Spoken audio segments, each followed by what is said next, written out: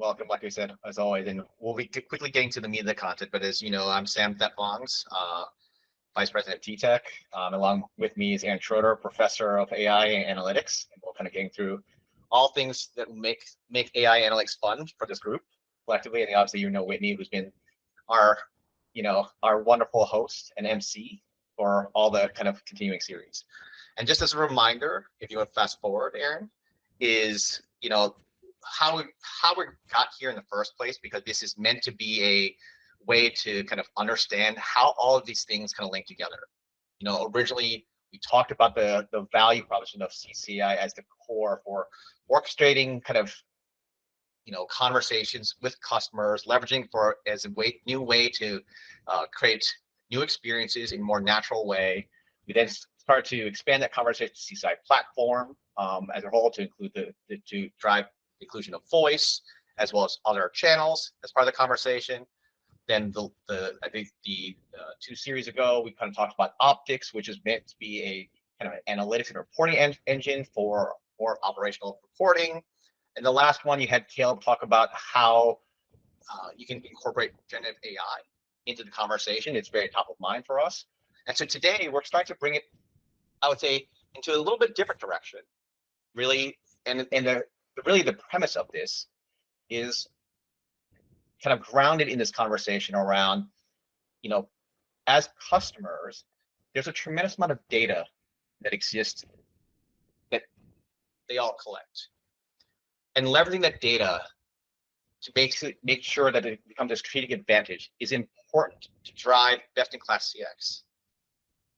And so, follow next slide, Aaron.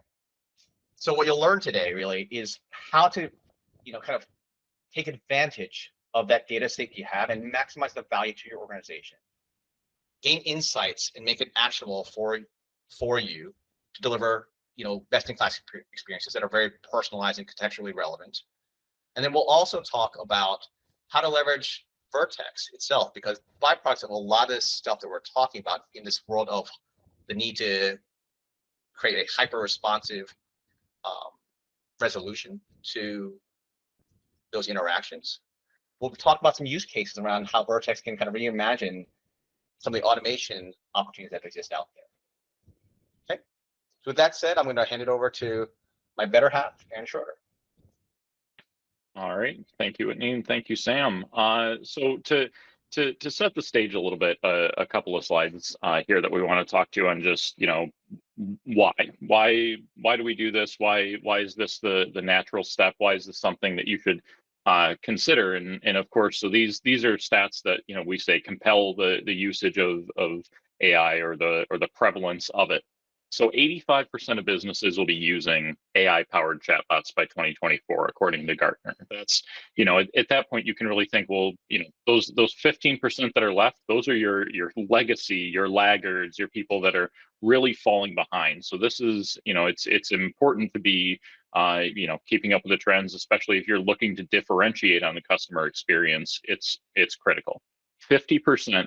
So AI-powered customer service systems are expected to reduce customer wait times by about 50%.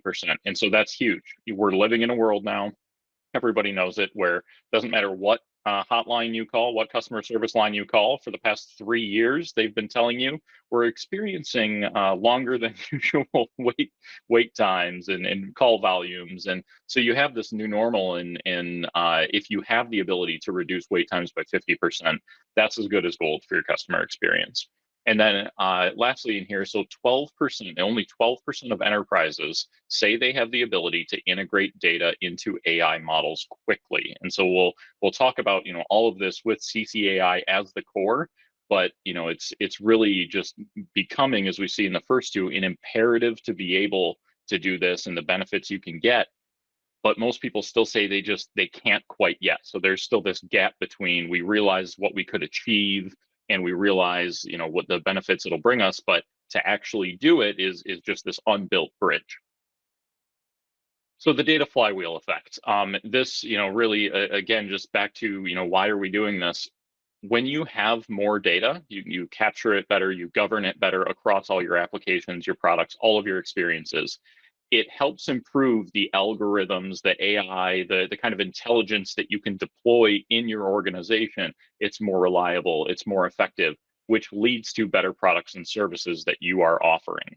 Your more automated, your more intelligent experiences, of course, which leads directly to expansion in the usage of those services and offerings, the user base that you have. When you have more usage, more customers, it leads to more data. So you see how this constantly running sort of exponential improvement around the whole flywheel is really, suffice it to say, there's no better time to start than the present in making sure that you are reaping these constant rewards. So the next slide here, this is, of course, like we said, the CCAI ecosystem. So what we're going to talk about today is how GCP enables, going further, going deeper, creating more well-rounded experiences with the CCAI stack. So we'll jump right into these, but I want to make sure that we understand too. There's a million ways to do this today. There's just so many out there that what we're going to offer up today is a handful of different places, different opportunities, different ways that we have done this.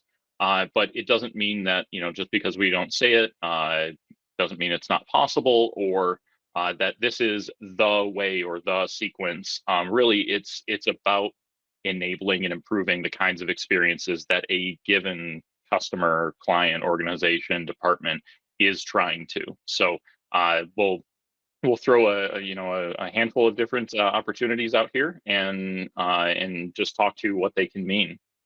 So the first is extending CCAI with custom models in Vertex AI. So we combine different capabilities to deliver, like we said, reliable decisions for typical common business applications. And it's sort of a three-prong approach here where we can automate recommendations, so offers and channels, or personalized content, or even who the best agent, who the best representative to connect to might be.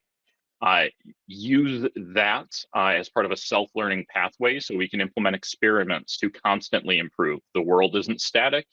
Your algorithms can't be static. Your data is going to feed new insights. And so constantly deploy updates to those models and have a certain source of truth for the outcomes that you're achieving, and use deep learning algorithms to be able to accomplish that. So we're taking advantage of the scale of compute and the speed of compute in Google Cloud, our TensorFlow algorithms on things like Vertex AI, and implementing this across journey-based solutions. And we'll talk about what journeys are in just a little bit. But this is similar to the flywheel, sort of a constantly running sort of three-prong approach to how Vertex AI can plug into what is being run out of CCAI. So when we talk about customer experience, then it's really important to understand that out of the box or standard algorithms might not always work. If you have a certain lever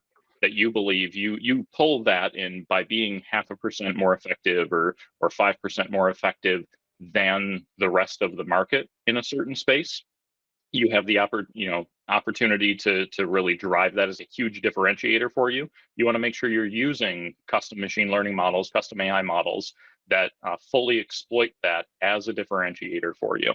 And yeah, Vertex AI is a great way to do that and a great way to plug it in to be fully automated in that fashion, like we talked about before.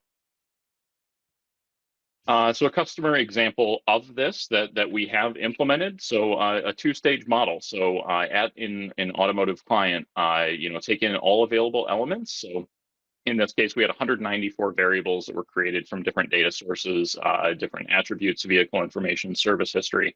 And we developed two distinct models, so a reach propensity and a schedule propensity. We scored those in this case, logistic regression. Certainly not going to go too far in the weeds here on that, but getting a net propensity to say, who should we be calling? When should we be calling them? And how do we prioritize these? How do we organize these so that we know how to best get the folks into either schedule and what channel to reach them on? So it helps pre-plan the kind of campaigns or engagement you're creating on this. So validating the performance, like we said, this is an end-to-end decision engine solution. So it's really, all of that within Vertex AI, and create a certain amount of explainability. So it isn't just, hey, we can tell you who to call and when. So we can explain why that is to you, so that you can actually make then adjustments to your processes, to your business, to your engagement strategy based on what you know works and doesn't. So if their first phone is their work phone, they'll be, more likely to reach them. An example here on schedule propensity is vehicle age was a big detractor. It meant they were less likely to actually schedule a service appointment. So there's different ways that you can take some of these nuggets of information and say, okay, well, we should maybe strive to get somebody's work phone, or we should look for the type of vehicle they have, or just drive different kinds of engagement that can feed into better outcomes here.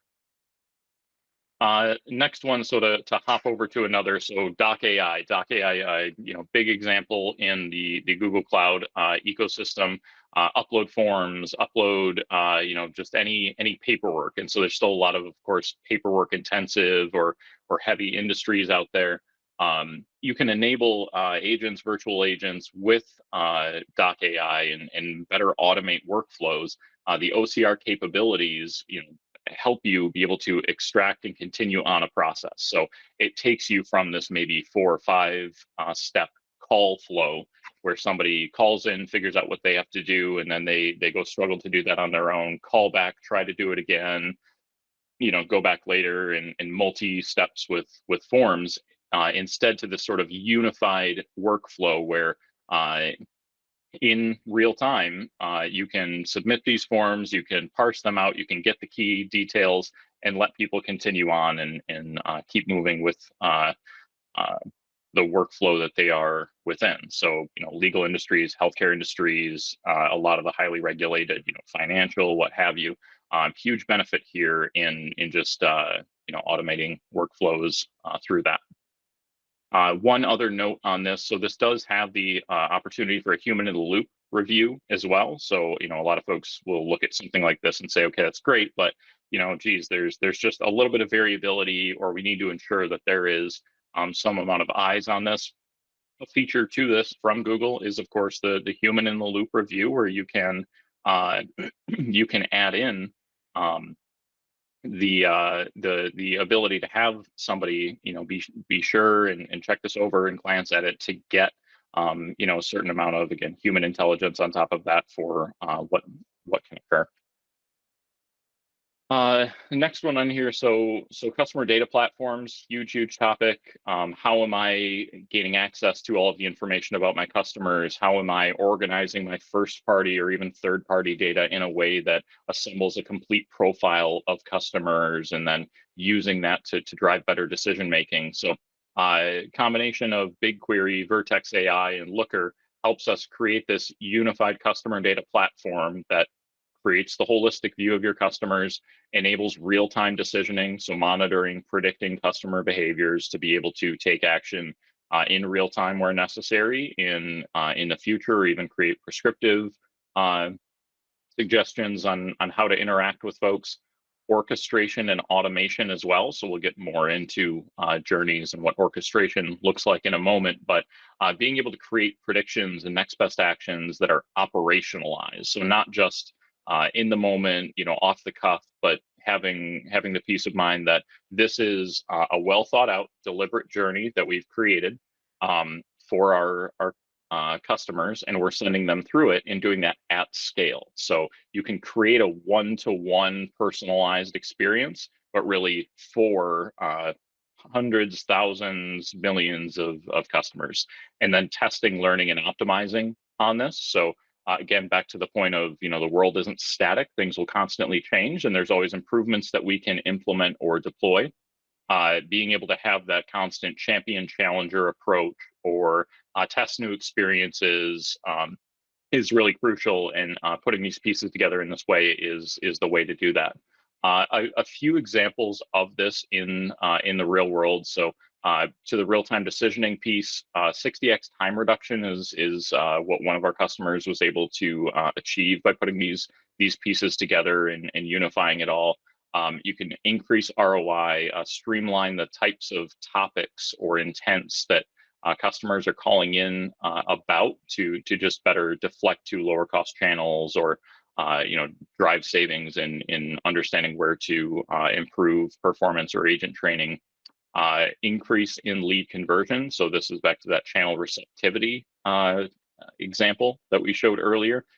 Time of day, likelihood to convert, and then also just capturing prospective buyers better by taking in online and offline insights. So it's a really big, important step these days that can't be neglected, to take that offline data, digitally onboard it, and then use that to round out what you know about your customers to be able to activate on that. So to the topic of journey analytics and orchestration, one visual here is this is the call flow explorer from an IVR. So what is the type of call being brought in? What's the intent, and what's the transfer point? So how are people flowing through your IVR, or what sort of topics are they calling about, and how do these interact with each other? But another one in here as well, where are people at in this example, the purchasing journey? So this is a purchasing journey for a healthcare client. Are they being pre-screened, being nurtured, considering, have they applied, have they been approved? So by first stratifying and creating the tiers of where your customers might be at in their journey, you can break that out, but then say, okay, what are the substages? How are people moving from one to another? What drives that? What is acting successfully? What isn't? What percentage of customers can we classify in each one of these? And so if you think of the omni-channel full experience that your customers go on, there's a number of different ways they can flow through these channels. They can flow through these steps, these phases. And so being able to visualize this meaningfully, and then again, once you find out that path of least resistance, that benefit that does exist, this golden path journey at a given point in time, operationalize that. Don't make it an accident that some of your customers go on this journey with you. Make it purposeful, and make sure that it's something that is happening, so that you can achieve reliable results with them, whether that's conversion, whether that's service, whether that's a cross-sell. A lot of different opportunities there, but it's about making that success by design, as opposed to on accident or by circumstance.